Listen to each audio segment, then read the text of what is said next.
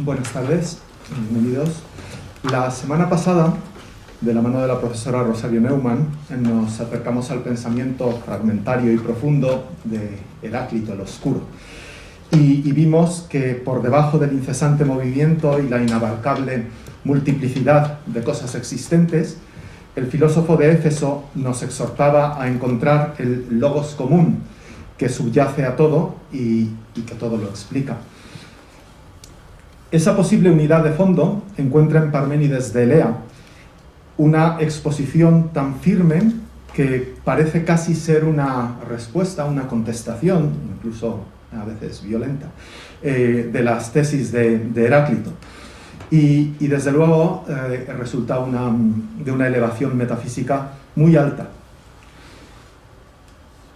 Para acercarnos a la figura y al pensamiento de Parménides, contamos hoy con la valiosa ayuda del profesor doctor Juan José García Norro, que es profesor titular de Filosofía en la Universidad Complutense de Madrid. Es licenciado en Ciencias por la Universidad Autónoma de Madrid y licenciado en Filosofía y Ciencias de la Educación y doctor en Filosofía y Ciencias de la Educación por la Universidad Complutense de Madrid, con una tesis titulada Relativismo moral e intuicionismo ético, dirigida por el profesor José Todolí Duque. Es asesor también de la Escuela de Filosofía. Sus campos de investigación más cultivados son la ontología, tanto en su historia como en sus desarrollos actuales, especialmente lo relativo a las teorías de las categorías, la filosofía de la religión, con especial hincapié en los aspectos fenomenológicos de la vivencia religiosa y la didáctica de la filosofía en distintos niveles de enseñanza oficial y no reglada. Asimismo, ha dedicado mucho esfuerzo en la edición y traducción de obras clásicas de la filosofía de distintas épocas: antigua, Porfirio y Boecio; moderna, Locke, Malebranche, Kant; y contemporánea, Heidegger, Hildebrand y Frege. Ha sido profesor en la St. Lawrence University, en la Universidad Pontificia de Salamanca, en la St. Louis University, en el Colegio de la Inmaculada y San Dámaso, y es director del Departamento de Lógica y Filosofía Teórica de la Facultad de Filosofía de la Universidad Complutense. Ha dirigido numerosas tesis, publicado muchísimos artículos y libros y capítulos de libros. Entre sus últimas publicaciones se pueden citar Convirtiéndose en filósofo o Cómo se comenta un texto filosófico, que es este volumen, que es además muy necesario para el estudio de la filosofía, porque en gran medida la investigación en la filosofía es comentar textos filosóficos y es una herramienta muy recomendable para los estudios de filosofía. Y está a punto de aparecer en el sello editorial Guillermo Escolar un libro que coordina y que lleva el sugerente título de Ser y no ser. Como decía, para ayudarnos en la comprensión de Parménides, que es uno de los primeros grandes, enormes metafísicos de pensamiento también arduo y complicado, contamos esta tarde con una de las mentes más sutiles, más aceradas y que es capaz de distinguir perfectamente en esos límites entre la existencia y el conocimiento, y doy fe de ello porque he tenido la enorme suerte de tenerle en clase cuando estudiaba yo la carrera, y es realmente un privilegio tenerle hoy aquí, y hace él grande nuestro curso. Muchas gracias, profesor. Muchas gracias, Salvador. Muy agradecido, en lugar de la presentación tan amable que se me ha hecho, y también muy agradecido de que ustedes estén aquí escuchándome y otras tantas personas probablemente a través de internet. Mi deseo no es otro que explicar a Parménides lo mejor que sepa, y eso supone transmitirles la novedad, la genuina novedad de este pensador, y también hacerles notar cómo estamos, yo me atrevería a decir, es verdad que tengo alguna duda, que ahora explicaré, yo me atrevería a decir que estamos ante el primer filósofo vigente ya hoy. Es decir, por supuesto, Tales, Anaxímenes, Anaximandro, los pitagóricos, incluso hasta Heráclito, esa era mi duda, ¿verdad?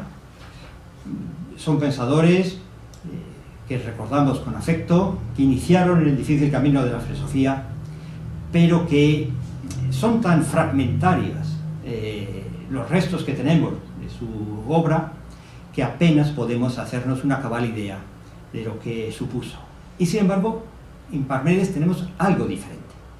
Ya tenemos un pensador que es vigente en el sentido de que no podemos hacer filosofía sin tenerla en cuenta. Eso significa la vigencia. La vigencia es aquello que uno no puede esquivar. No significa aquello con lo que se está de acuerdo. Significa aquello que no podemos dejar de contar con. Puede gustarnos o no gustarnos el fútbol. Bueno, estoy hablando de la época pre-pandemia, ¿no? Pero en Madrid, aunque no te gustase el fútbol, tenías que contar con los partidos de Champions porque te prohibían ir por ciertas calles. El fútbol es algo vigente en nuestra sociedad. Pues Parménides es algo vigente en la historia de la filosofía. ¿Qué es lo esencial de este pensador? Para decirlo en 2 pinceladas que luego intentaré desarrollar. Bueno, de él, como antes acabo de mencionar, tenemos casi su obra completa. Es desesperante. Los presocráticos milesios no tenemos más que fragmentos. De Heráclito tenemos un conjunto de aforismos de dificilísima comprensión. Por algo fue llamado el oscuro, recuerden ustedes. Es verdad que de Parménides, que todo hace pensar que escribió un solo libro, no lo tenemos completo. Pero tenemos bastante de ese libro.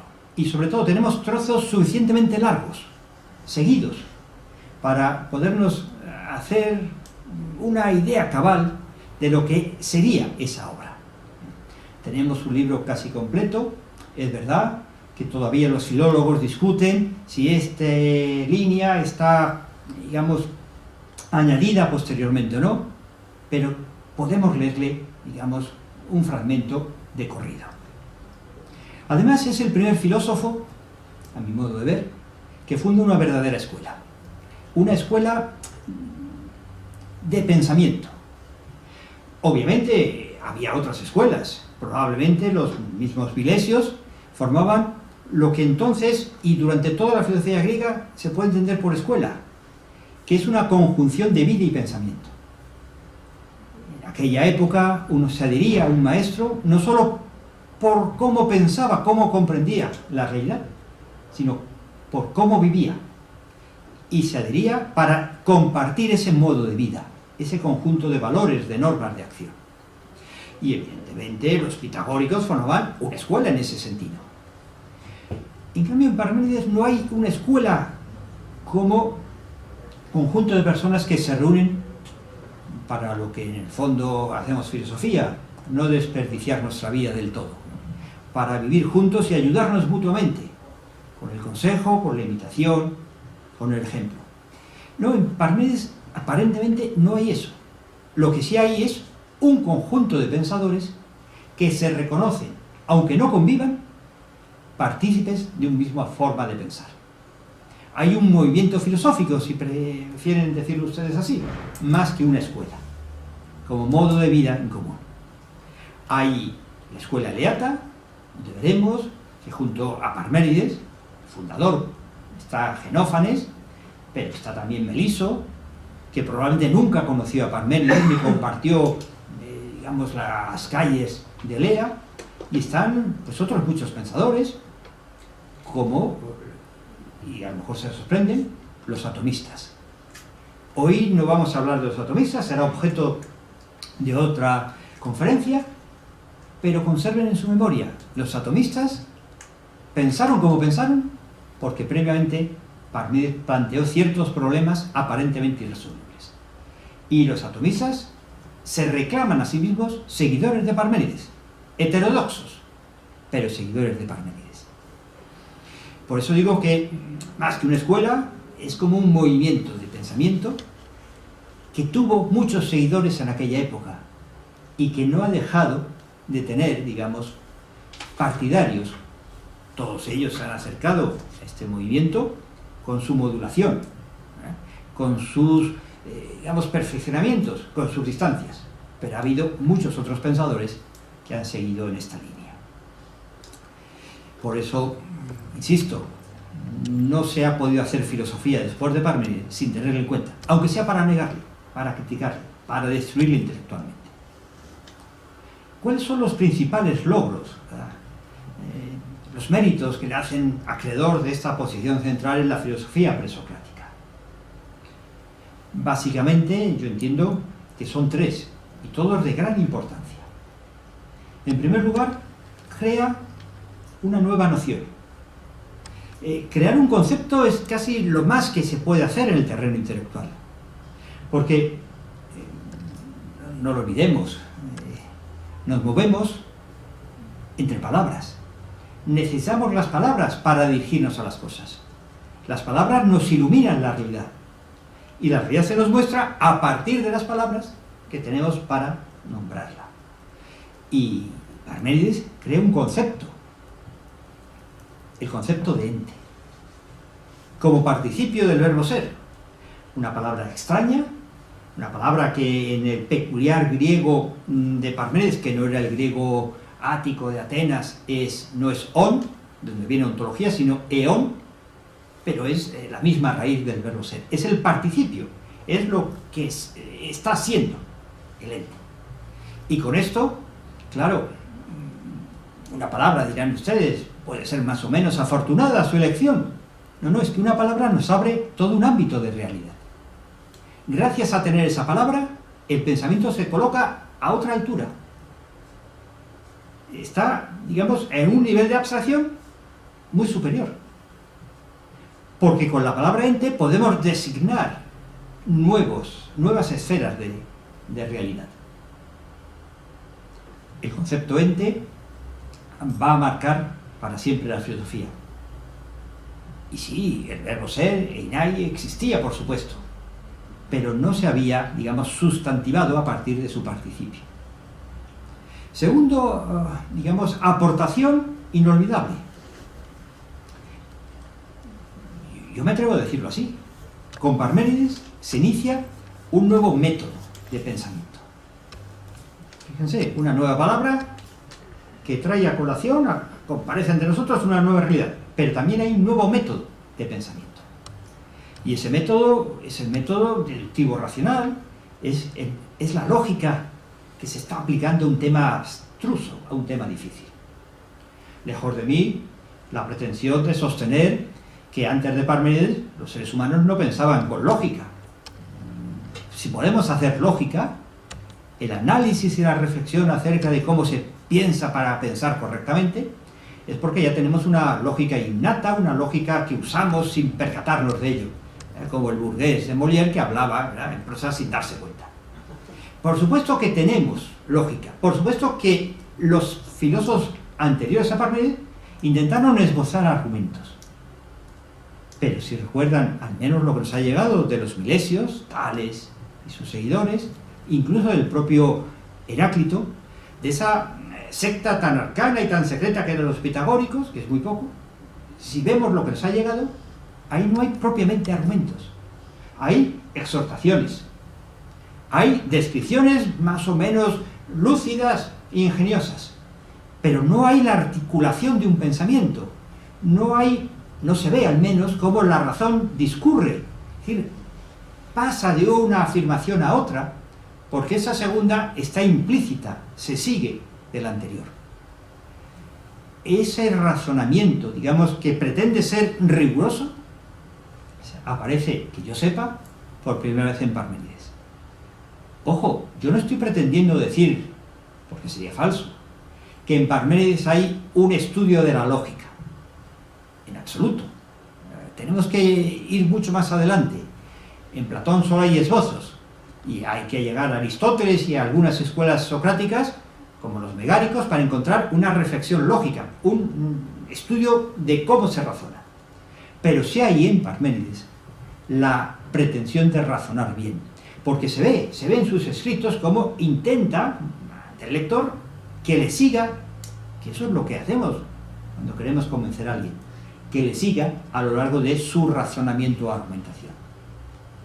Y en Parménides hay la pretensión de que hay buenos argumentos y malos argumentos. Claro, muchos historiadores de la filosofía sostienen que tenía que haber antecedentes de este, digamos, deseo de razonamiento riguroso. Y probablemente lo haya. Lo que yo les digo es que no nos ha llegado ninguno. Es decir, no tenemos ningún escrito donde haya estos razonamientos que pretenden ese rigor. Se dice, bueno, en la matemática estarían. Pues no lo sé. El caso es que no los tenemos. En la retórica forense, en los tribunales, tendría que haber esbozos. Pero tanto en lo uno como en lo otro, podría haber cosas diferentes. Porque en la matemática, lejos de esta pretensión que ahora nos parece congénita a la matemática, de argumentar, de probar el teorema, podía haber quizás la constatación de datos de observación. Así se inicia la geometría, como verdades empíricas que se obtienen a partir de la medida de ciertos terrenos, más que la pretensión de demostrar de principios innegables una conclusión impepinable, si me permiten la expresión. Y en el ámbito forense había probablemente lo que Parménides va a llamar persuasión, que es algo diferente del convencimiento, porque la persuasión se permite a sí misma utilizar recursos retóricos que conmueven las emociones, los sentimientos, antes que pedir el asentimiento de la razón. Lo vemos continuamente, como en ciertos terrenos, en ciertos ámbitos, antes que un razonamiento que pretende ser riguroso, lo que es la apelación a ciertos sentimientos. Eso había, sin duda alguna, eso lo hemos visto en algunos textos. Incluso algunos aforismos de Heráclito contienen esa, digamos, apelación a los sentimientos. Y aquí en Parménides hay la pretensión de un rigor inaudito hasta entonces. Un nuevo concepto, el dente, un nuevo método para examinarlo. Y este método se funda en lo que yo llamo la tercera aportación de Parménides, que es una confianza ilimitada en la razón. Lo vamos a ver enseguida. Una confianza, un lanzarse a ciegas a lo que la razón dictamine. Porque lo peculiar de Parménides, se verá pronto, es cómo la razón le va a llevar a un lugar donde los sentidos no pueden seguirle. Cómo lo que va a proponer, como la estructura de la realidad, como la esencia de las cosas, es totalmente opuesto a lo que los sentidos me muestran que son las cosas. Aquí en Parménides va a aparecer una disrupción entre lo que la experiencia enseña y la razón dictamina. Y cuando tengo que elegir, y veremos ejemplos de que tenemos que hacer esa elección, entre lo que la razón dice que son las cosas y lo que la experiencia muestra que son las cosas, Parménides no titubea jamás.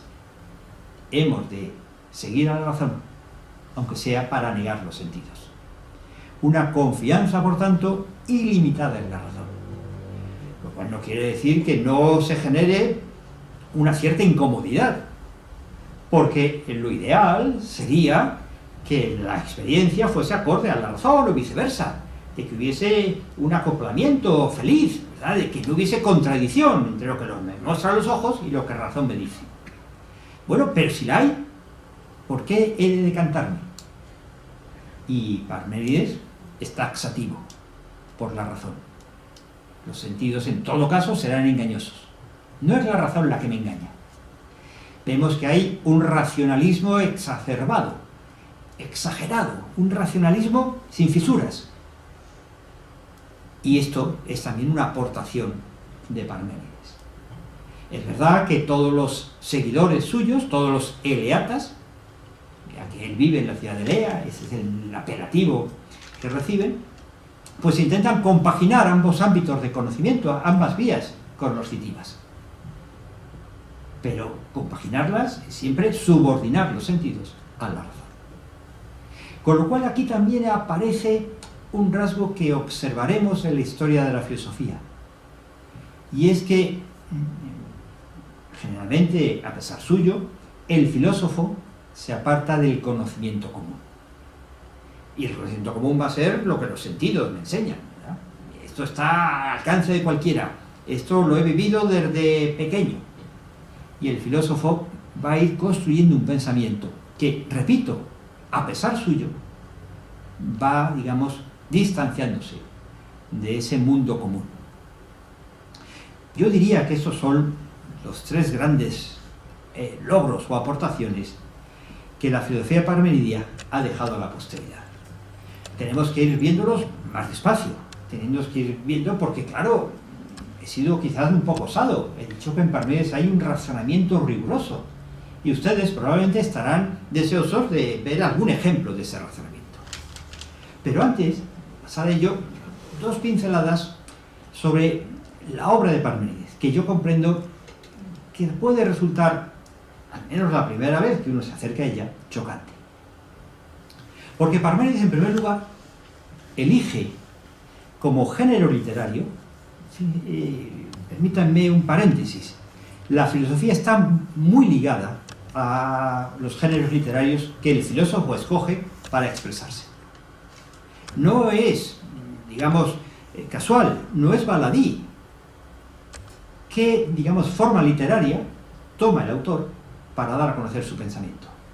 Porque la distinción entre contenido y forma, ¿verdad?, no es una distinción real, en el sentido de que ciertos contenidos exigen necesariamente una determinada forma.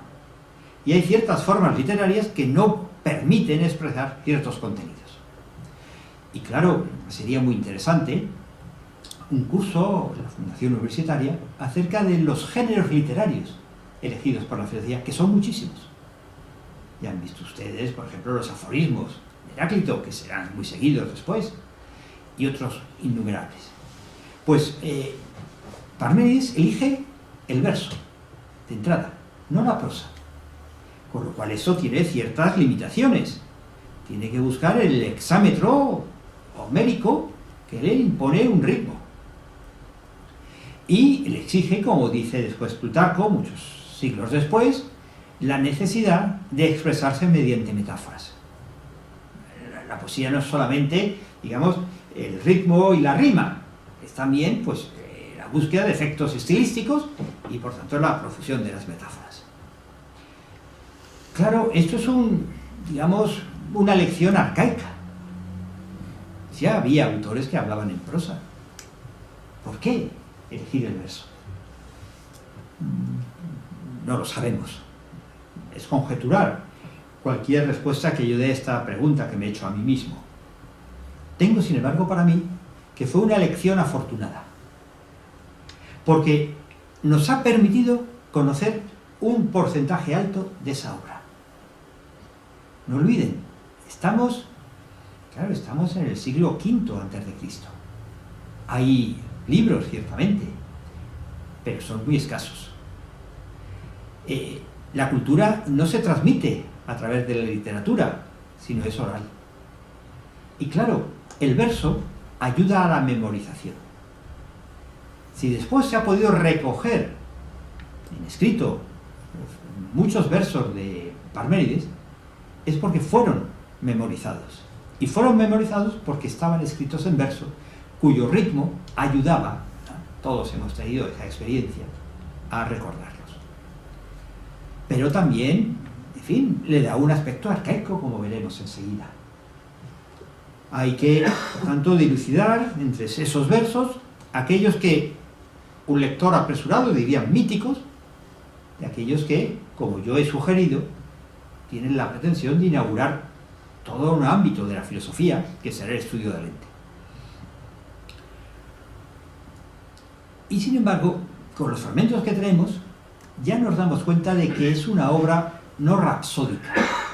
Si por rapsódico entendemos la mera acumulación de noticias, de afirmaciones. Es una obra estructurada, porque en dos lugares, en dos versos que se han conservado, está como descrito el itinerario que Parménides, su autor, va a imponer a la obra.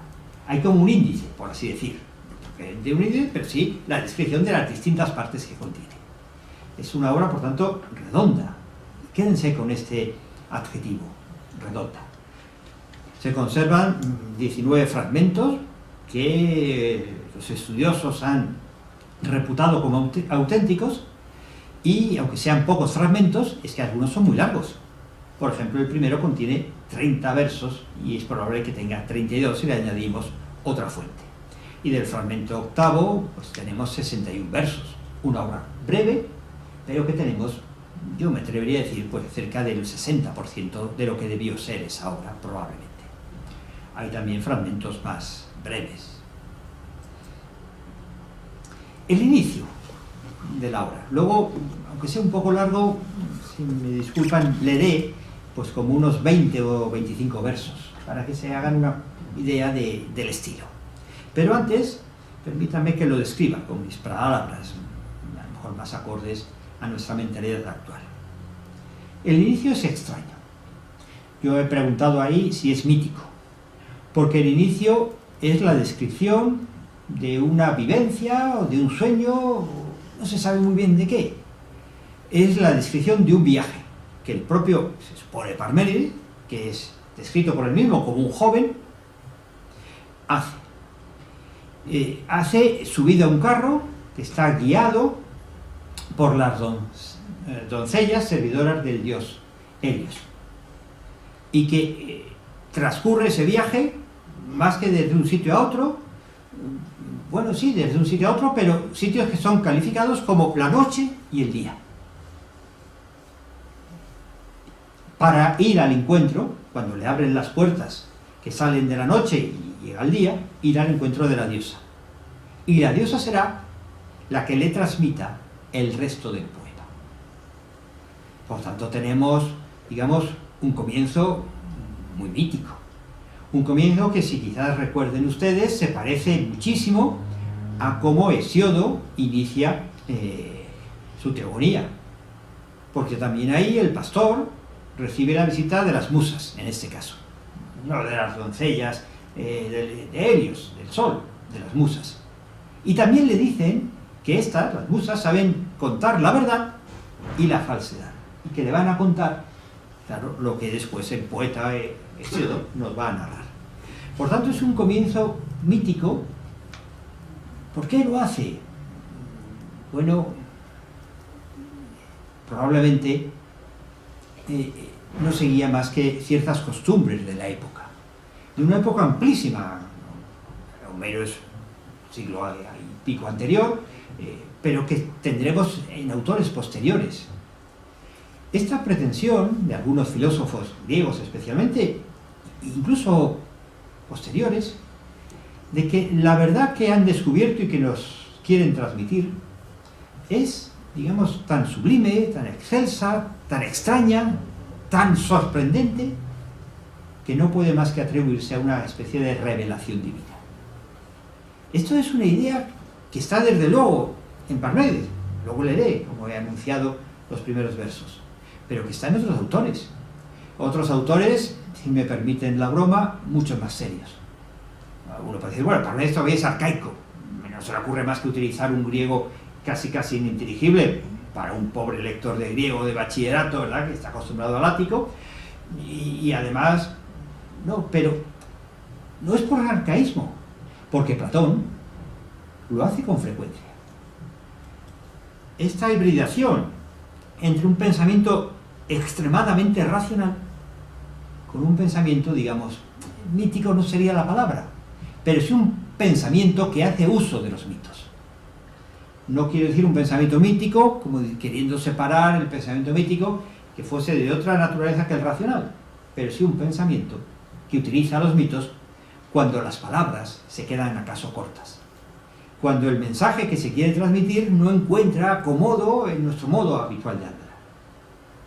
Podría poner en Platón muchos ejemplos en cómo este inicio del poema de Parménides tiene resonancias. Recuerden, un joven va a ser invitado a subirse a un carro tirado por las yeguas y acompañado de las doncellas solares, pues atraviesa un camino, no sabe muy bien dónde está, que le hace ir desde la noche al día. ¿No se parece muchísimo al camino ascendente que sale de la caverna platónica? En la República se habla de esos esclavos que están encerrados en una caverna y que solo ven sombras de sombras. Porque, en fin, se proyectan en la pared, detrás tienen un fuego y entre el fuego y sus espaldas pasan unos hombres que llevan sobre sus hombros pues figuras, la figura de un caballo, la figura de un perro, que son proyectadas en la pared y eso es lo que ven. Hasta que uno se libera de sus cadenas y por un escarpado camino llega fuera de la caverna al sol. Este tránsito de la oscuridad al sol reaparece en Platón. Y en Platón aparece, por ejemplo, en el banquete, ese diálogo sorprendente sobre distintas concepciones de lo que es el amor, donde cada uno de los comensales en ese banquete va exponiendo lo que él entiende por amor. Aparece el relato de Sócrates, entrecortado por Alcibiades, donde Sócrates narra no lo que él piensa que es el amor, esa humildad socrática, sino lo que la sacerdotisa Diotima Mantinea le contó que era el amor. De nuevo esa pretensión, ¿verdad? Porque Diotima no hablaba por su propia boca, transmitía un mensaje más elevado.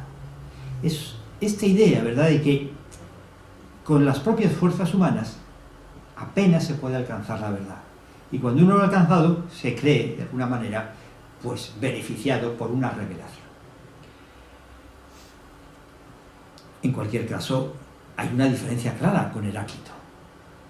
Heráclito emplea metáforas, ciertamente, emplea aforismos donde la forma literaria tiene mucha fuerza, pregnancia, como dicen algunos, Aristóteles, Plutarco, lo hace para dar ambigüedad a esos fragmentos y que todo el mundo pueda sentir a ellos porque cada cual entienda lo que desee, ¿no? Bueno, sea como sea, hay también un género, pero hay una diferencia, porque en Heráclito no hay esta pretensión de narrar una verdad, digamos, de alguna manera recibida de modo sobrenatural.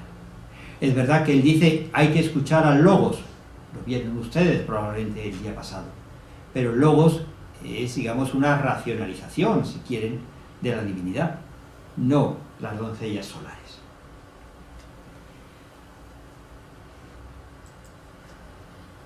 Déjenme, es un poquito largo, pido excusas por ello, pero déjenme leer esos versos y luego nos adentramos ya en la parte, digamos, racional del poema.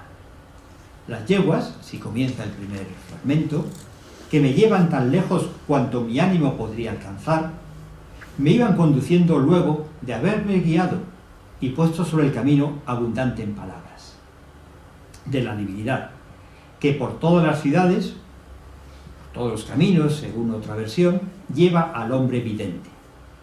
Por él era llevado, por él en efecto me llevaban las muy atentas yeguas, tirando del carro. Unas doncellas, empero, iban mostrando el camino.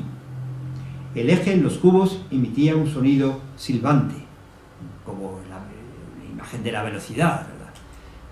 Al ponerse incandescente, pues lo aceleraba un par de bien torneadas ruedas, una por cada lado, cuando apresuraban la conducción las doncellas Eliades, que antes habían abandonado las mansiones de la noche hacia la luz, y se habían quitado de la cabeza los velos con sus manos. Allí están las puertas de las sendas de la noche y del día, enmarcadas por un dintel y un umbral de piedra. Cuando giraron en sus gornes uno tras otro los ejes guarnecidos de bronce y provistos de bisagras y pernos, por allí, a través de ellas, derechamente a las doncellas condujeron por el ancho camino el carro y las yeguas. La diosa me acogió con afecto y tomando mi diestra en la suya, se dirigió a mí y me habló de esta manera: oh joven, compañeros de inmortales aurigas,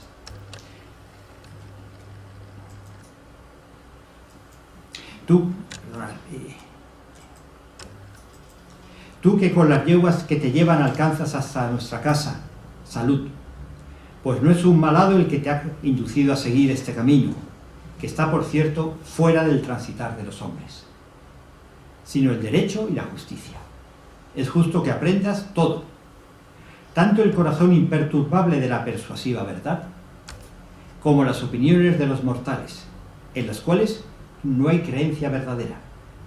No obstante, aprenderás también esto, cómo las apariencias habrían tenido que existir genuinamente, siendo en todo momento la totalidad de las cosas.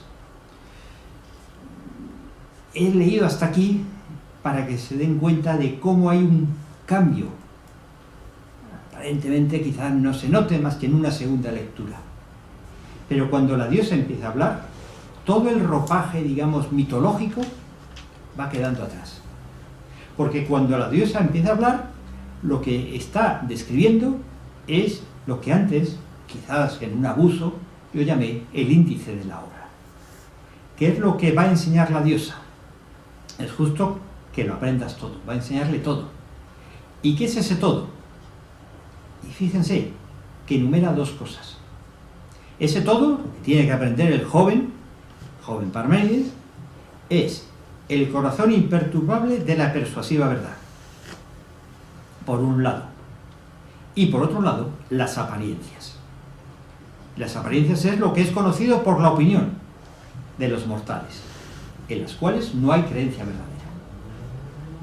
La distinción esencial en esta filosofía entre la ciencia episteme y la doxa, la opinión. Lo vieron probablemente en Heráclito. Aquí se repite. Pero se dice en este últimos versos que el saber verdadero, el de la persuasiva verdad, es el que se debe aprender, porque el otro, que también tienes que conocer, no lo puedes aprender en la medida en que no puedes asentir a él, pues solo es mera apariencia. Pero se dice en tercer lugar que esa mera apariencia se sigue inevitablemente de la verdad. Es como si la verdad, tenemos que ver en qué consiste, segregase por necesidad una apariencia.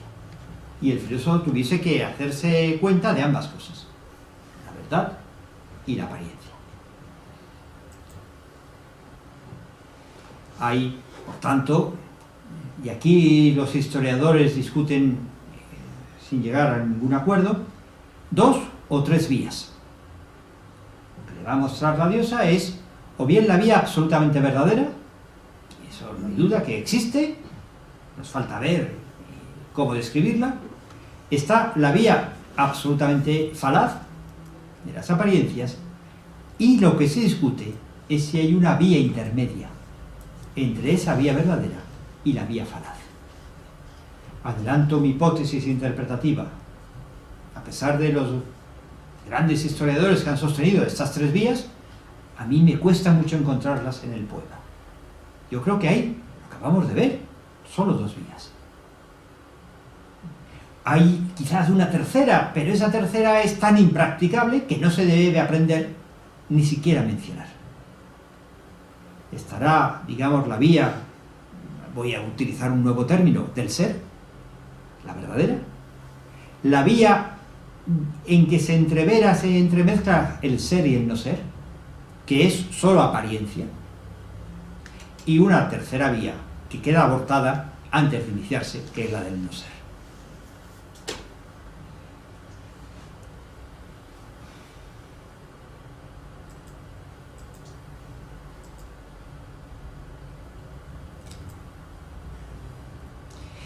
Vamos a recorrer las 2 primeras vías, ya que la tercera queda descartada de mano, ¿verdad? Como luego diré, también recogiendo una frase de Parménides. La vía del ser. Esto es el cogollo, la parte esencial del pensamiento parmenidio. Parménides solo nos pide, para que empecemos a recorrer el camino que de la mano de la diosa cuenta que recorrió, solo nos pide que aceptemos un principio. El principio que afirma que el ser es y el no ser no es. No pide Parménides nada más de sus oyentes, de sus lectores. El ser es y el no ser no es. Qué poquito, ¿verdad? ¿A quién se le ocurriría oponerse a ello, no? ¿Cómo podríamos decir lo contrario? No sabría yo decir si es el principio de contradicción, si es el principio de identidad, pero sin duda alguna es un principio lógico inconmovible. El ser es y el no ser no es. Pues bien, solo si aceptamos esto, Parménides estará dispuesto a dialogar con nosotros. Si no lo aceptamos, aun siendo un hombre paciente y benevolente, según lo describe Platón, bueno, pues nos abandona. No podría hablar con quien no acepta esto. Ahora bien, si lo aceptamos, y esto es la magia del razonamiento, si lo aceptamos, somos llevados ineludiblemente a sostener varias tesis aparentemente inverosímiles. Primero, la tesis de que el uno es, y que el ser es uno e inmóvil. Es decir, si yo acepto que el ser es y el no ser no es, Parménides, y eso es lo que yo decía antes de la fuerza argumentativa, va a sostener que el ser, lo que es uno, y que lo que es inmóvil, no está sometido a ningún tipo de cambio. No hay, por tanto, pluralidad. Es el pensamiento de Parménides la expresión más lograda de un monismo. Solo hay una única cosa, no hay dos cosas, y esa cosa además es inmóvil, jamás cambia. Ni se ha generado, ni se corromperá, ni existe ahora, existirá siempre y ha existido siempre. Lo que nos interesa, aunque también podemos examinar las consecuencias de esta tremenda tesis, hay una única cosa y esta es inmóvil, lo que nos interesa en cualquier caso es analizar despacio cómo se puede transitar del principio, aparentemente tan inocente, lo que es y lo que no es, a esta conclusión tan portentosa. Me voy a fijar en primer lugar en la unidad. Todo lo que es uno. Porque enseguida me darán ustedes la razón si yo digo que si todo lo que es uno, difícilmente puede haber movimiento. En la medida que todo movimiento aquí significa cambio, supone la pluralidad.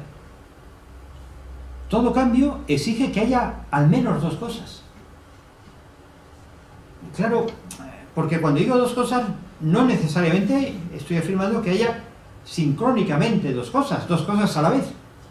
Bastaría con que las hubiera diacrónicamente. Y no hay cambio si no hay el ente que cambia A, que existe antes del cambio, como siendo de esta manera, y el ente A que sigue existiendo, pero como siendo de otra manera, después del cambio.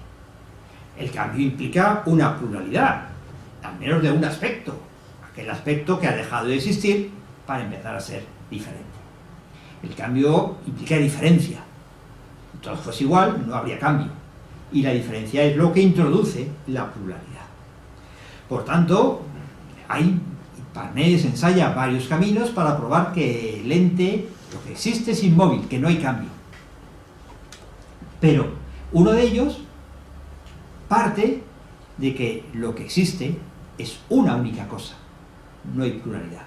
Y esto ya implica, creo que se puede ver, que el cambio es puramente aparente. Por tanto, fijémonos en la tesis esencial a Parménides, más esencial, si quieren, que la inmovilidad, de la unidad de lo que existe. Lo que antes se ha llamado un monismo exageradísimo, ¿sí? Podemos decirlo así.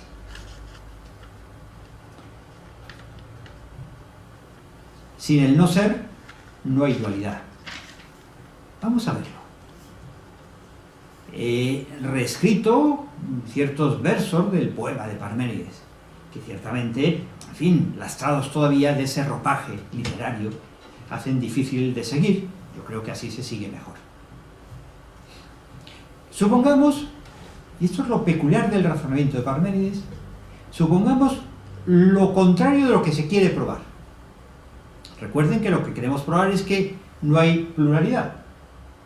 Pues Parménides, por primera vez, que sepamos, introduce en el modo de pensar eso que después hemos llamado razonamiento por reducción al absurdo.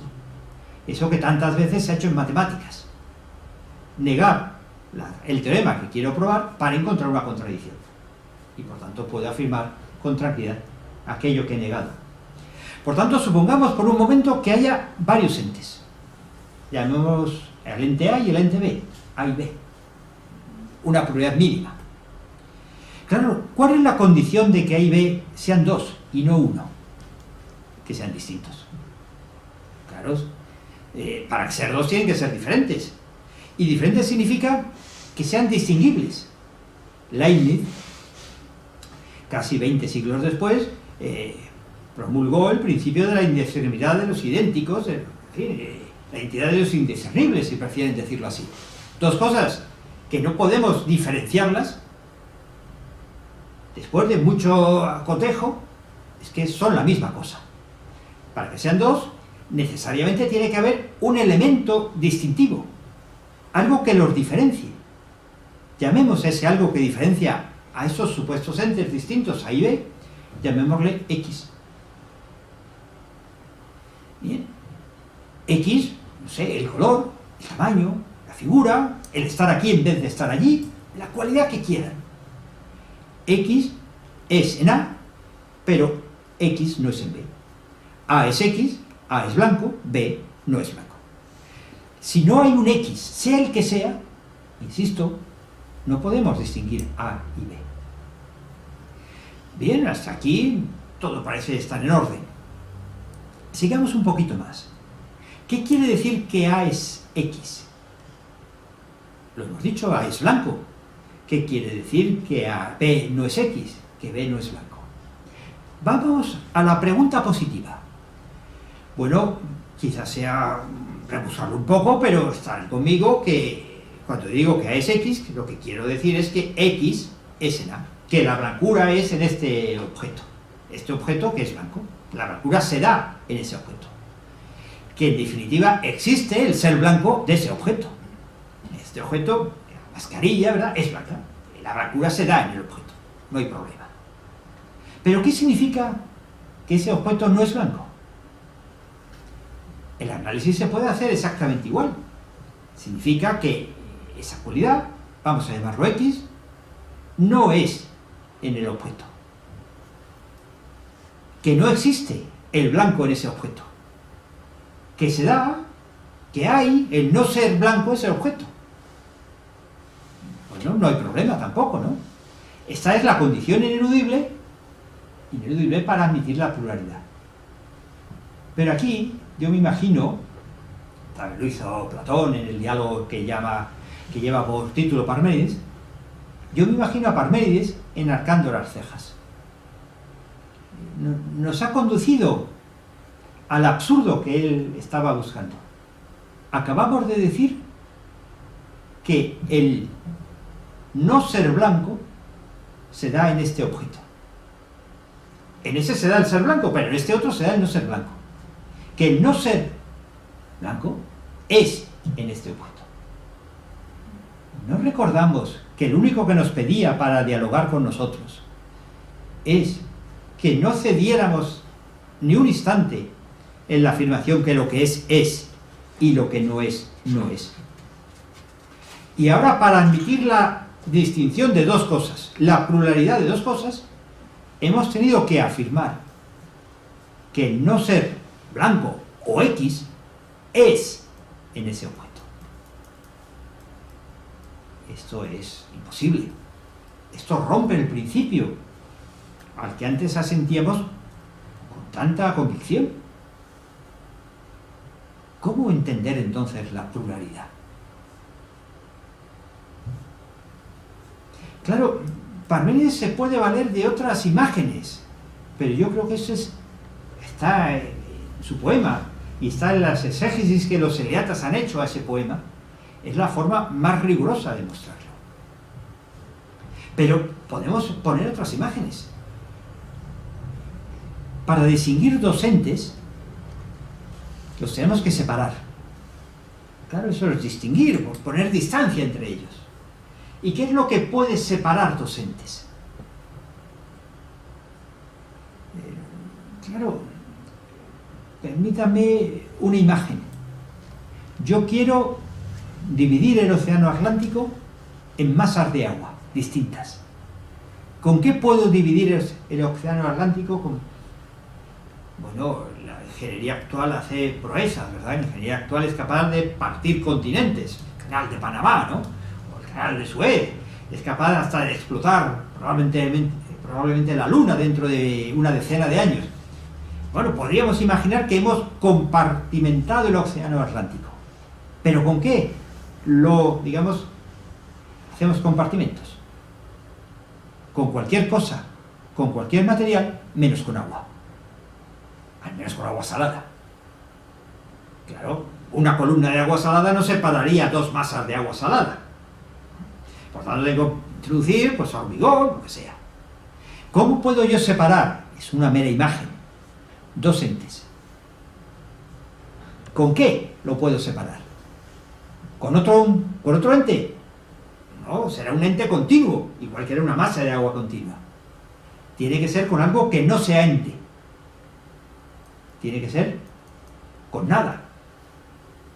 Pero, un momento, es que la nada, justamente como no es, no puede separar. No puede tener ninguna virtualidad. No puede ser capaz de producir ningún efecto. ¿Cómo separar el ente? ¿Cómo pensar la diferencia? Este es un problema que inaugura Parménides. Probablemente Parménides no dio con la solución. Yo, en fin, agradezco muchísimo a Salvador que me haya propuesto hablar de Parménides y no de la solución al problema de Parménides, porque la cosa sería mucho más peliaguda. Con ellos se peleó Platón y con ellos se está peleando Derrida y Deleuze, los filósofos de la diferencia. Es un problema gravísimo realmente. Claro, uno puede estar tentado por un momento a tener un desfallecimiento filosófico y decir, bueno, no sé, pero hay muchas cosas, aquí se ven, ¿no? Varias cosas, ¿de acuerdo? Es ese momento en que uno traspasa los umbrales de la filosofía. Se traspasaba los umbrales de la noche y del día, ¿no? Cuando uno descubre que lo que la razón le enseña está en fragante contradicción con lo que los sentidos le muestran. Ahí está el problema, naturalmente. Y Parménides no estaba feliz con esta, digamos, pugna. Pero eso no disminuye un ápice la fuerza de su razonamiento. A lo mejor nos combina a encontrarle un fallo, a encontrarle una solución, a matizar alguna premisa. ¿De acuerdo? Pero el problema no se puede eliminar simplemente no pensando en él. La pluralidad exige dar carta de naturaleza al no ser. Y claro, ¿cómo podemos dar carta de naturaleza al no ser? Y hay un verso precioso de Parménides que dice, es que el no ser, fíjense ustedes, no dice Parménides el no ser no es. He falseado, por simplificar un poco el pensamiento suyo. El no ser es impensable. El no ser es impensable, es indecible. Es importante. No es que no sea, como yo he dicho hace un instante. Es impensable. Porque decir que no es de nuevo dar carta de naturaleza al no ser. Es predicar algo de él, aunque sea su no existencia. Aquí nos topamos con lo que a mí me gusta llamar una ilusión intelectual. Claro, estamos acostumbrados a las ilusiones ópticas, ilusiones sensoriales en general. Lo peculiar de las ilusiones sensoriales, los espejismos, por ejemplo, ¿verdad?, es que cuando uno descubre el engaño de esa ilusión, no por ello disminuye la fuerza de la apariencia. el remo que yo veo torcido dentro del agua, aunque sé que está recto, no por ello lo veo recto. Claro, hay otros engaños sensoriales. Cuando yo voy atemorizado y me parece que detrás de cada sombra de tronco de árbol de retiro se esconde alguien para atacarme, y veo que no, que es una sombra, entonces ya no veo a la persona. La veía nítidamente hace un momento hasta que ahora descubro que no hay nadie y dejo de verla. Pero con la ilusión, que llamamos espejismo, eso no ocurre. El palo se sigue viendo quebrado dentro del agua, aunque sepamos que está recto. Pues algo parecido ocurre en el nivel intelectual. Yo sé que el no ente no es impensable, indecible, pero precisamente tan pronto como lo quiero decir, tan pronto como lo quiero enunciar, tan pronto como lo quiero pensar, lo doto de entidad. Lo tengo que concebir como si fuera algo. Y aunque me emperro en afirmar, siguiendo a Parménides, que no es algo, no puedo más que pensarlo como algo. Un ejemplo, la ceguera. Y claro, la ceguera es, no sé cómo decirlo, un terrible mal que tienen las personas invidentes. La ceguera es algo que tiene una persona. Lo pensamos así, pero la ceguera no es nada. Es una ausencia, es una falta, es una carencia. Pero las carencias, las faltas, las pensamos como si fueran algo. ¿Y cómo podríamos pensarlas de otra manera? No podemos. Eso es lo que descubre Parménides. La noción de no ser está ligada a la noción de ser. El no ente va genuinamente de la mano del ente, pero necesariamente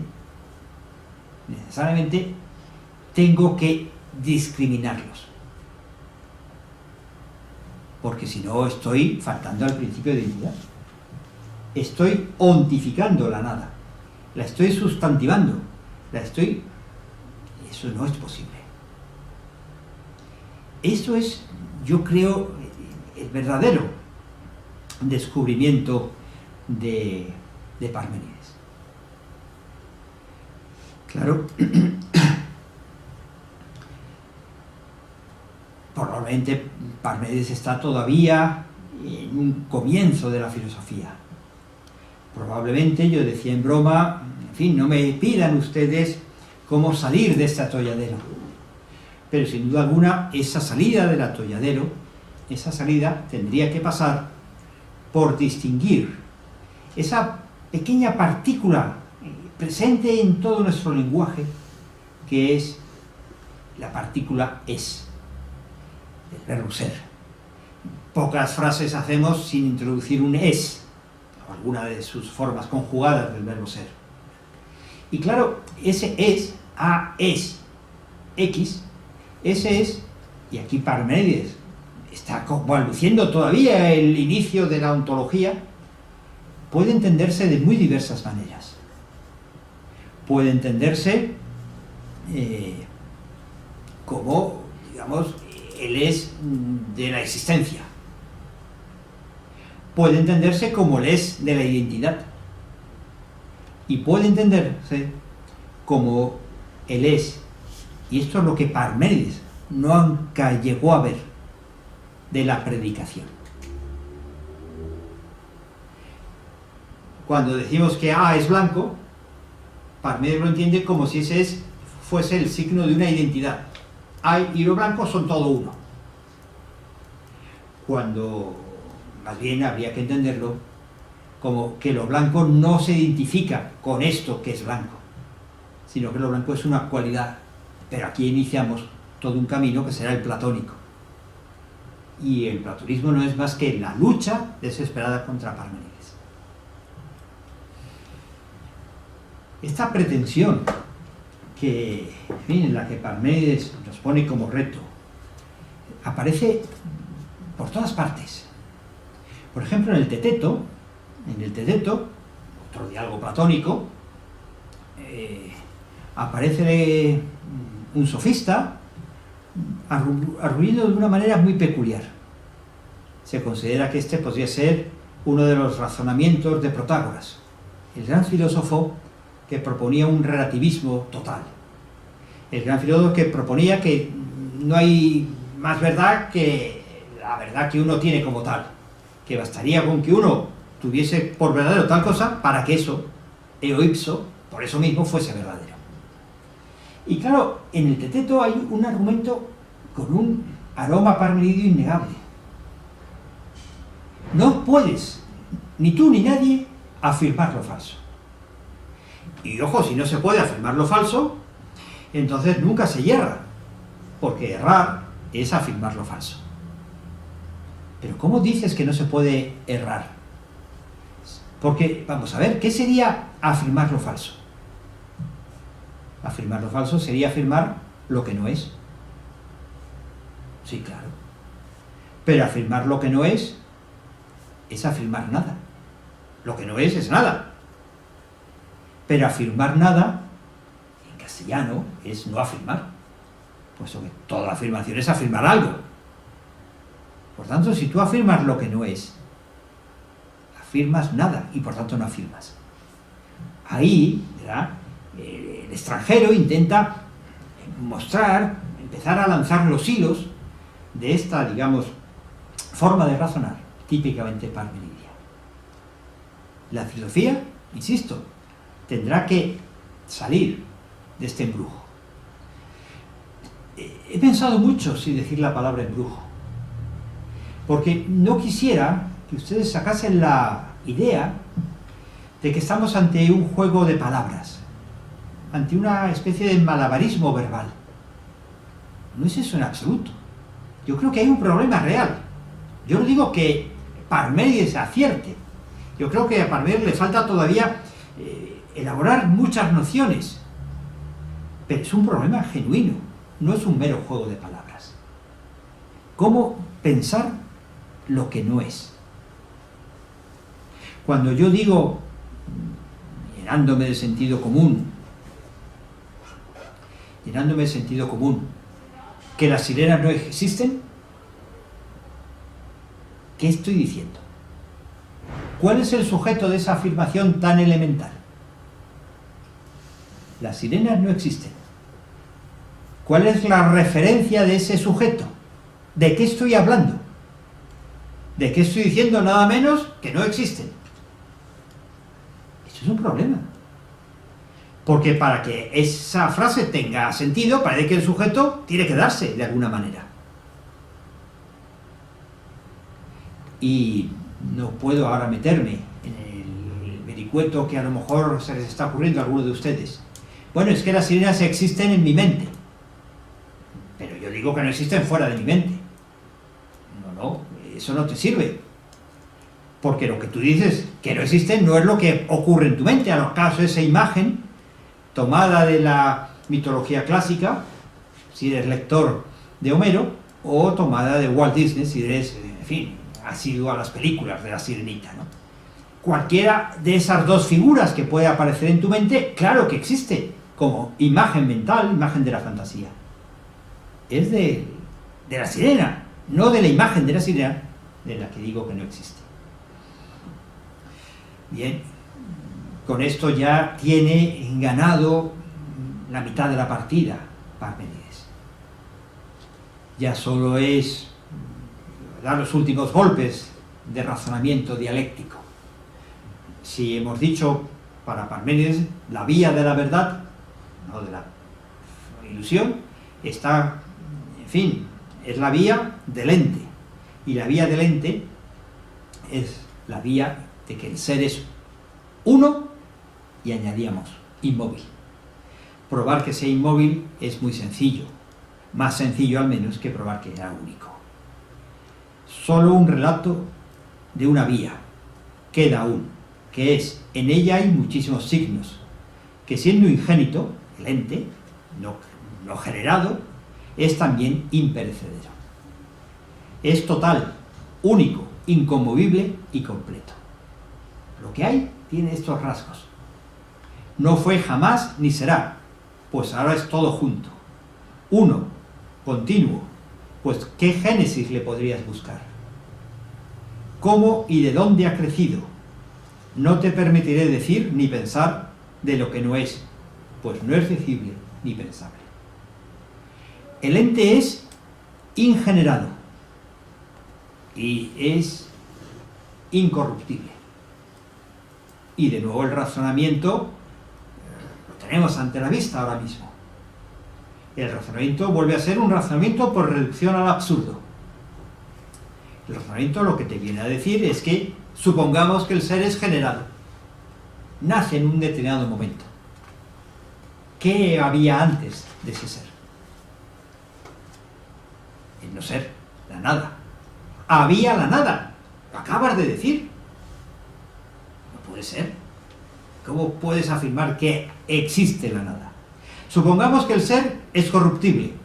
Corruptible aquí significa no lo que es la jerga política, ¿verdad? Sino corruptible que desaparece, deja de ser. Bien, si el ser deja de ser, ¿qué hay después del ser? La nada. De nuevo, cometemos, digamos, la blasfemia lógica de dar entidad a la nada. Pero esos cambios son los más drásticos. Generarse y corromperse. Empezar a ser y dejar de ser. Pero no solamente esos cambios, los más drásticos, los más sustantivos, están vetados. Cualquier otro tipo de cambio, mucho menor, también está igualmente prohibido. Cambios cuantitativos, crecimientos y decrecimientos, cambios cualitativos, cualquier tipo de cambio, el más modesto cambio de lugar, es imposible si no introducimos la noción de no ser. Y el no ser, de nuevo, no es decible. Y lo estás diciendo para explicar que este ratón ahora está aquí y luego está allí. Luego ya no está, el no estar, el no ser allí donde estaba, es impensable como indecible. ¿Cómo haremos para que la razón se acomode a los sentidos? Eso es el reto que Parménides va a dejar a la posteridad. No voy a leeros más del poema, o si las preguntas salen, con mucho gusto. Simplemente, para ir concluyendo esta parte, diré que de Parménides podemos extraer, y la filosofía, créanme, ha luchado contra estas consecuencias, podemos extraer al menos 3 o 4 tesis. No es algo que se siga en el poema de Parménides, sino es algo que se afirma en el poema de Parménides. Lo real es racional, o para decirlo de otra manera, tal como aparece en el griego parmenidio. Lo mismo es ser y pensar. Lo mismo es ser y ser pensado. Solo existe lo que es pensado. Recuerden, el no ser es indecible e impensable.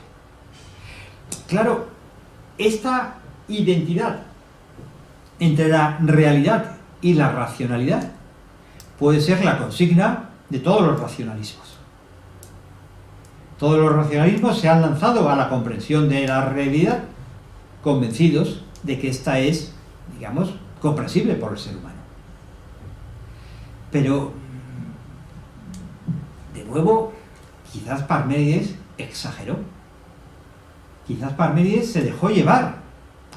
Pasa todo, digamos, innovador. Cualquier descubridor se siente tan atraído por lo que ha descubierto que exagera su importancia o, digamos, su amplitud. En cualquier caso, esta identidad va a latir continuamente. Y contra ella no cabe más que el irracionalismo. Luego diré una cosa sobre esto, si me lo permiten. En Parménides hay algo que aparecerá varias veces a lo largo de la historia de la filosofía. Podemos llamarlo idealismo. Si a lo anterior lo hemos llamado racionalismo, a esto lo podemos llamar idealismo. En el fondo el idealismo es la tesis de que el pensamiento abarca todo lo real y todo lo real se reduce a lo pensado. Pero el idealismo en el fondo es también la tesis de que no hay nada que sea temporal. En Parménides hay la anulación del tiempo. Porque el tiempo es el compañero inseparable del cambio. El cambio exige el tiempo. Todo cambio exige un antes y un después. Todo cambio se da en el tiempo. Todo cambio transcurre en la corriente temporal.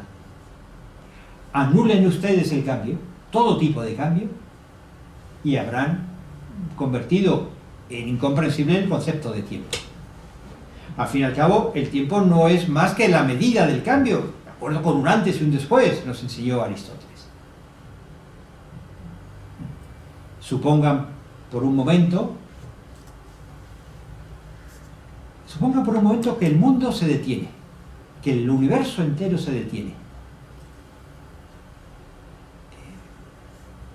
Cuando digo que el universo entero se detiene, significa que todos nosotros nos quedamos como paralizados, como después de haber sido mirados por la gorgona, ¿no?, que tenía ese monstruo terrorífico la virtud de petrificar a quien le atacaba o quien le miraba cara a cara. Todos. Pero también se detienen los astros en el firmamento, y los procesos biológicos en todos los seres vivos, y los procesos de oxidación-reducción en los cuerpos inertes. Todo se detiene. Y así está el universo durante 3 minutos. Y después vuelve a reanimarse, vuelve a ponerse en movimiento. Esta afirmación mía tiene sentido. ¿Qué significa que hayan pasado 3 minutos de un universo quieto, estático? Esos 3 minutos han tenido que ser medidos por algo. Y ese algo necesariamente tiene que ser un movimiento que por excepción no sea paralizado. Si todo está paralizado, 3 minutos y cualquier medida del tiempo es exactamente igual. No, sin movimiento no hay tiempo. Y claro, si el ente es uno, es inmóvil. Y si es inmóvil no hay tiempo. Lo que se está diciendo, de alguna manera, es también la desaparición de la contingencia. La contingencia, el poder ser, el ser pero poder no ser, el ser así pero poder ser de otra manera, son también rasgos, digamos, inherentes al cambio. Elimines el cambio, se elimina la contingencia. Y en el fondo lo que se está diciendo, a la postre, es la escisión total entre el ente real y el ente aparente. Entre, déjenme un anacronismo imperdonable, entre el noúmeno, lo pensado, como diría Kant, y el fenómeno, lo que se muestra a los sentidos. Nuestro conocimiento será esquizofrénico, tan pronto como abracemos a Parménides. Lo que la razón me muestra, insistí mucho antes, en ese punto, es distinto de lo que los sentidos me muestran. Todo idealismo desemboca en este punto. Por tanto, Parménides es, digamos, el padre, así se lo imagina Platón muchas veces, el padre del racionalismo extremo, del, digamos, idealismo, de la tesis de que todo es necesario y nada es contingente.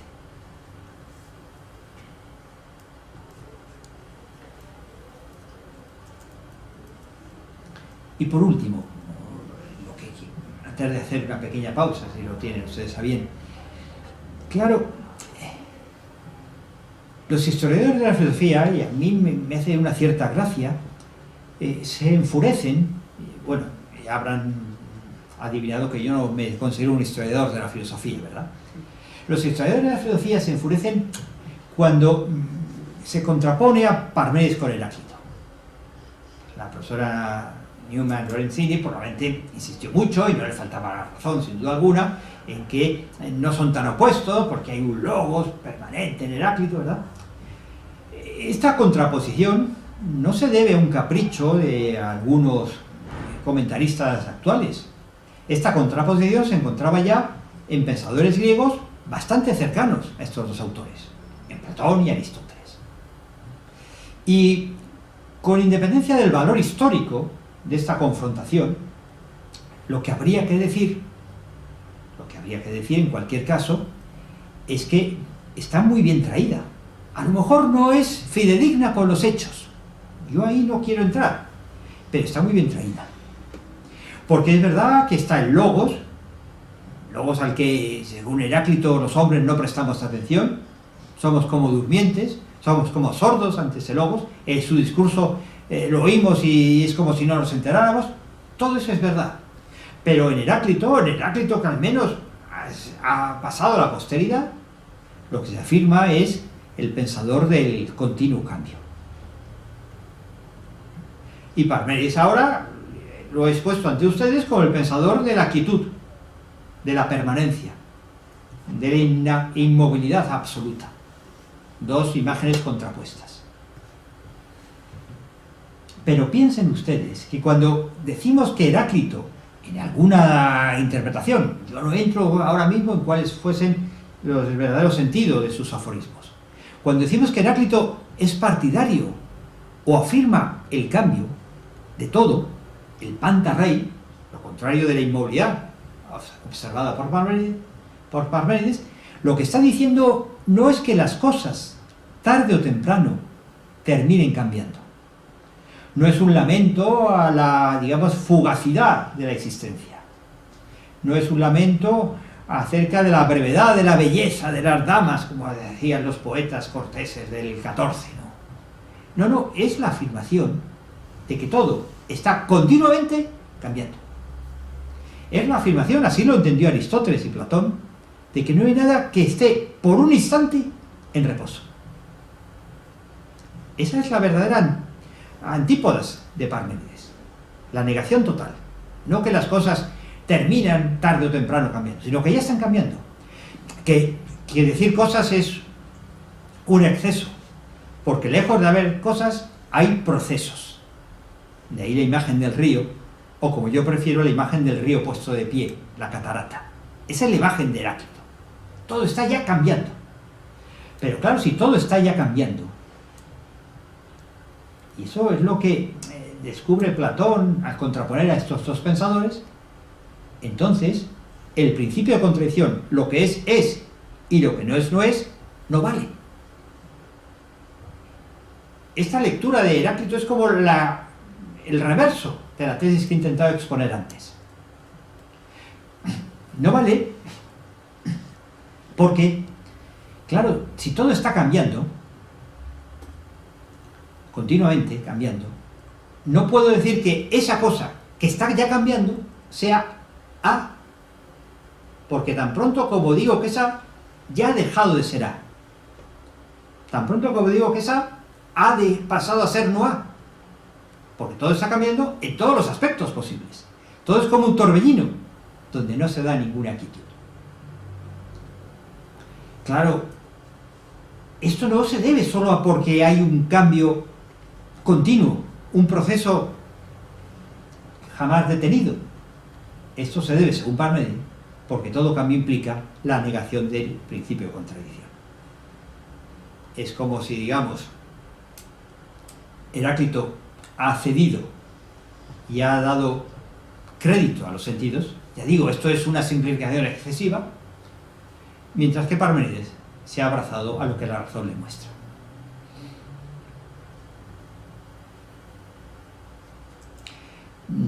Bien, hasta aquí la parte esencial del poema. Hasta aquí los versos más completos que tenemos, los fragmentos más largos.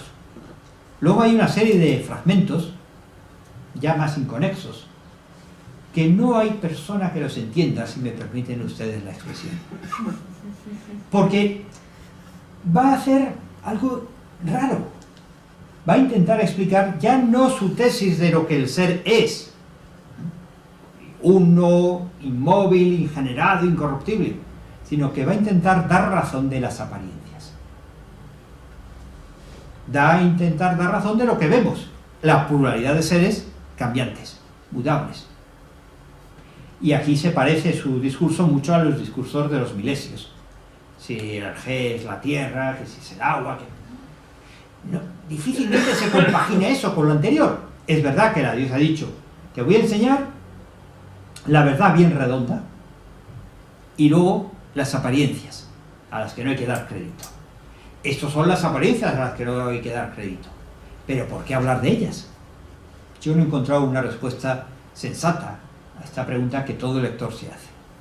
Es la parte menos importante, a mi modo de ver, y simplemente es recalcar la distinción entre la verdad y la doxa, y las apariencias. A mí me gustará después ver cómo estas tesis reaparecen en pensadores de la escuela de Parménides. Reaparecen en Meliso, de Samos, en Zenón de Elea, discípulo directísimo de Parménides, y en otros, como puede ser Genófanes, cuya relación con Parménides es más confusa. Viendo estos autores, podremos ir perfilando mejor la tesis parmenidia. Y lo que sin duda alguna es un reto, cómo pensar el cambio, sin llegar a renunciar al principio de contradicción. Pero si les parece, lo hacemos después de una breve pausa, ¿no? No sé si antes de la pausa sería bueno entablar un diálogo sobre esto que ahora lo tenemos como más fresco, ¿no? Claro, digo más fresco, con lo cual estoy mostrando un flaco débil de Parménides, ¿no? Fresco significa que va a perder frescura y por tanto va a haber cambio. Y es que, como dice Popper, bueno, a lo mejor el cosmos es inmóvil, pero al menos mi mente cambia. Antes no se me ocurrió la inmovilidad del cosmos y ahora sí, ¿no? Es verdad, ¿no? Pero bueno, es el momento que hablen ustedes y si yo puedo, pues responda o comente.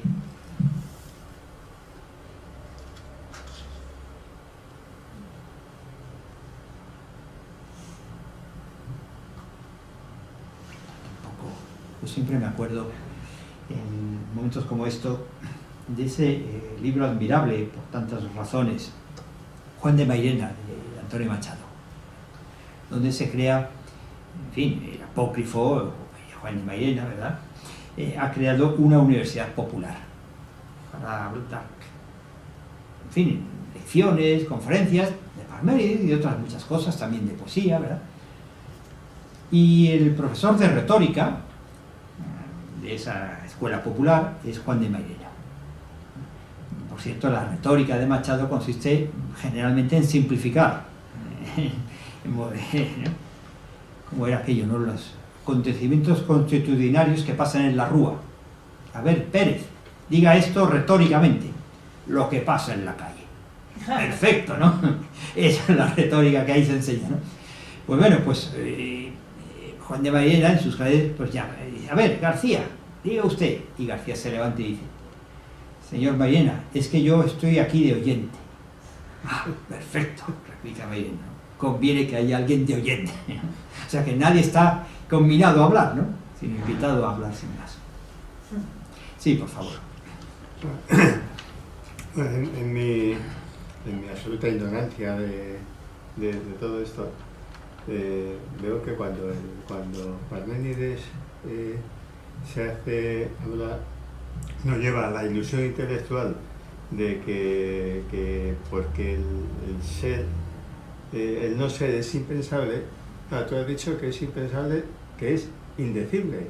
Pero claro, cuando dices es impensable, está dando una carta de naturaleza un poquitín más débil que la del no ser no es, pero también con una carga. Claro, vamos ahí, el lenguaje cuando algo deja de ser indecible, automáticamente ya le está dando carta de naturaleza. Entonces, claro, ¿qué hay que hacer? Callarse. No ser, callarse. Claro, cuando cuando el ser deja de ser, y voy a una actitud más, no sé si existencialista o no, la persona deja de ser, aparece, no voy a decir que aparece a nada, porque sería lo mismo, ¿no? Automáticamente ya nunca ha existido nada, ya nunca ha sido. Es equivalente a cuando Parménides nos hace la pregunta de qué pasa si se para todo el mundo y se empieza a cortar el tiempo. El tiempo no se puede contar.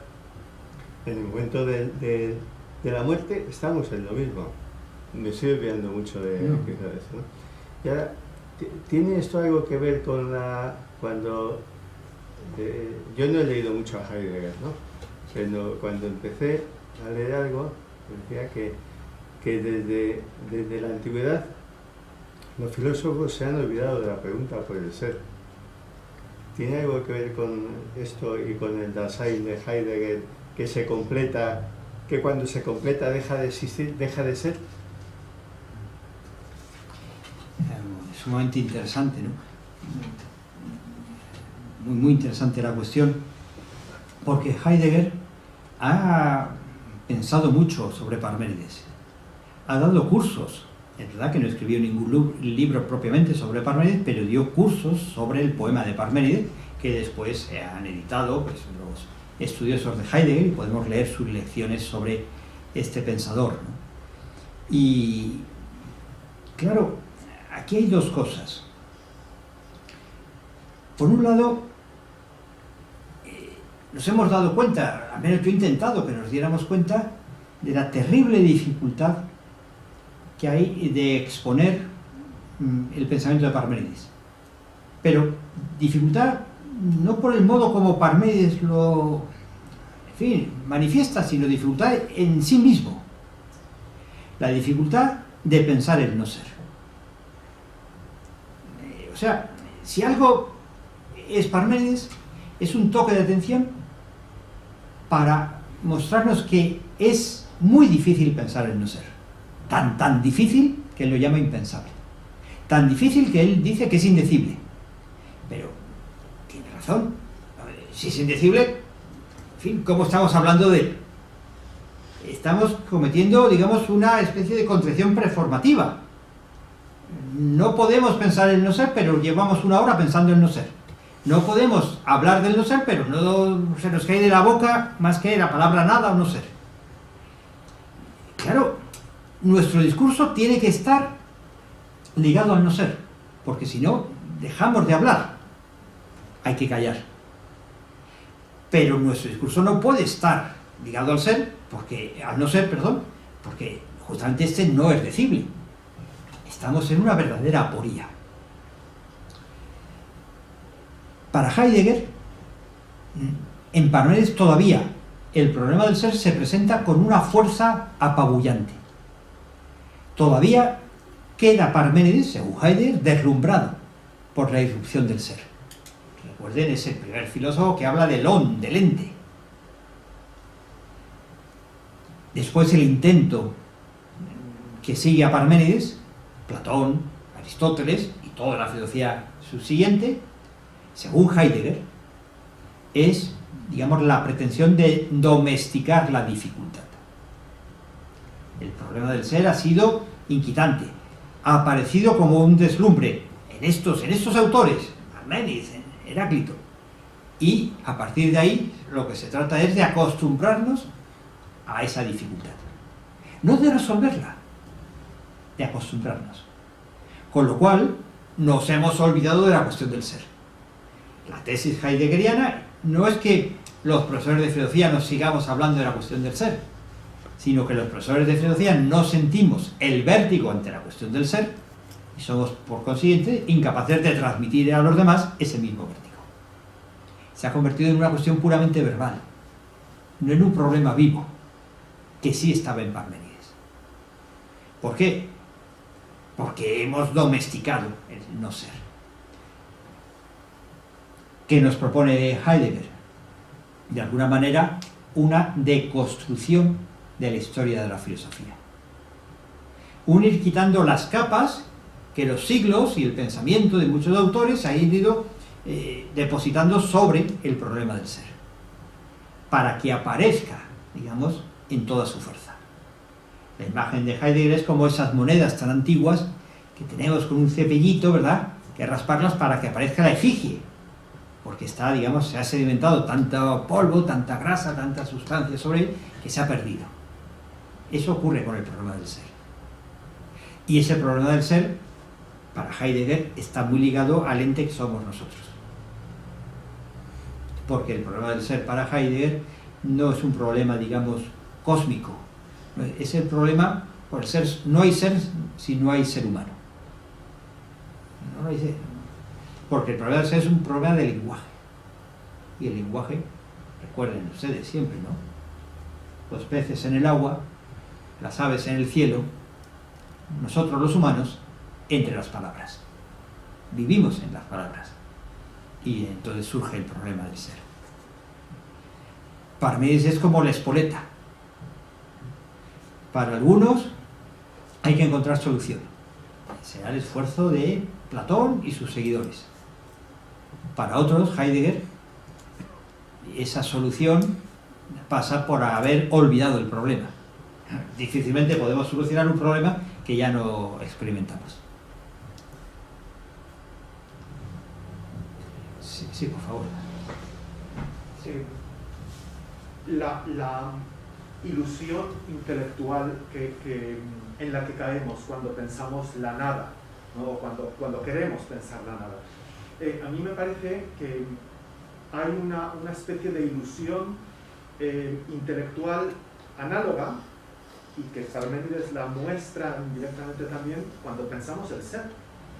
Precisamente si el ser es tan inmóvil, tan sólido, tan indiscernible en sus partes, pero Parménides nos habla de un proceso, es decir, de un cambio que él ha sufrido para llegar a concebirlo, y que ha debido de ser un tanto violento con esas yeguas que le arrastraban, pero nos va después decantando en un lenguaje también temporal y por tanto mudable, ¿no?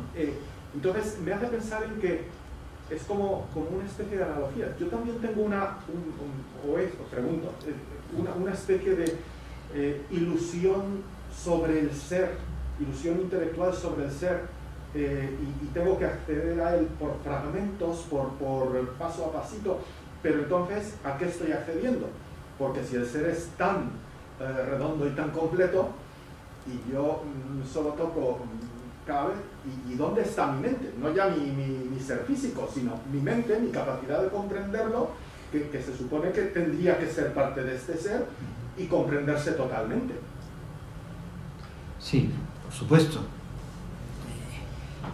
Pero objeción a Parménides, totalmente atinente desde mi punto de vista, es una objeción la que deberíamos hacer a muchísimos otros filósofos, a todos, por ejemplo, los filósofos idealistas. Luego mencionaré a Kant, pero permítame que lo adelante. Probablemente sepan, Kant, y con él muchos otros pensadores, hacen una distinción nítida entre el mundo, digamos, de los fenómenos, el mundo del que tenemos experiencia, y la cosa en sí. La cosa, digamos, de la que no tenemos experiencia y que realmente existe. Porque el mundo de los fenómenos está, digamos, mediatizado en virtud de nuestra capacidad de conocimiento. Bueno, bien, de acuerdo. Pero que yo estoy percibiendo tal fenómeno, ¿eso es un fenómeno o un noumeno? Todo lo que se da en el tiempo es noumeno. Bueno, mi acto de pensar, de percibir, se da en el tiempo, luego todo lo que se da en el tiempo es fenómeno. ¿Es un fenómeno, por tanto? Ya, pero eso no es para mí. Eso es, yo me doy cuenta de él, pero no es algo que sea porque es para mí.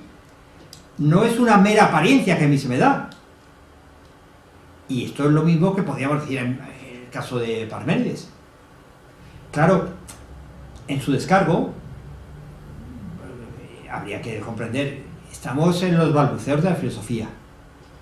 No hay todavía una nítida separación entre lo mental y lo físico, entre lo anímico y lo corpóreo. No nos damos cuenta de cómo vivimos como natural, como obvias, ciertas afirmaciones que no lo son. No digo que sean falsas, digo que no son compartidas por los seres humanos, al menos diacrónicamente. Y nuestra distinción, porque somos cartesianos sin haber leído a Descartes, como decía Peguy, pues claro, aunque luego lo neguemos en otros lugares, decimos, tengo mente y tengo cuerpo. Luego sí, luego soy muy neurológico y digo que la mente es el cerebro. Ahí hay muchas cosas que habría que ver. Pero esa distinción entre lo anímico y lo corpóreo no estaba ganada en estos autores.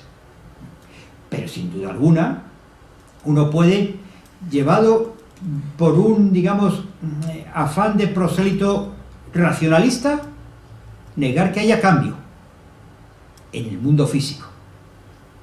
Me engaño, son los sentidos. Pero no puedes negar que haya cambio en mi propia mente.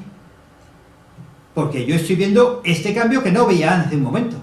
Y como muy bien señala, claro, Parménides aprendió esto de la diosa.